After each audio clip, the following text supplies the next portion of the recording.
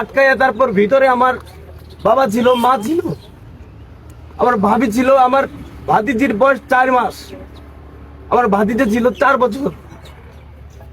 তাদেরকে সম্পূর্ণভাবে মারার জন্য ঘর আটকাই আগুন দেওয়া হয়েছে। এখানে একটা দাঁড়ানো বিশাল বড় ঘর ছিল, আপনারা সংগ্রহ করে ঘরের ছবি দিয়ে দেবেন। এখানে কোনো কিছু নাই এখন।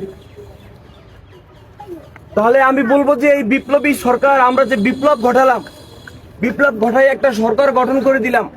আমি তো ফ্রন্টে থেকে, আপনারা জানেন, এখনো ভিডিও ফুটেজ আছে, ফ্রন্টে থেকে আমি স্লোগান দিচ্ছি, ফ্রন্টে থেকে আমি কথা বলছি। আমার ঘরে যদি না থাকে তাহলে এই বিপ্লবী সরকার কি করলো, কি প্রোটেক্ট দিল?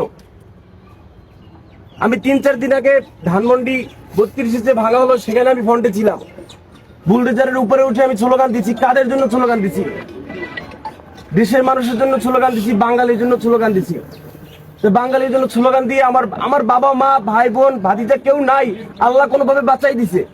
বাইরে থেকে লাগাইয়ে সব পুরো ঘরটাই নাই।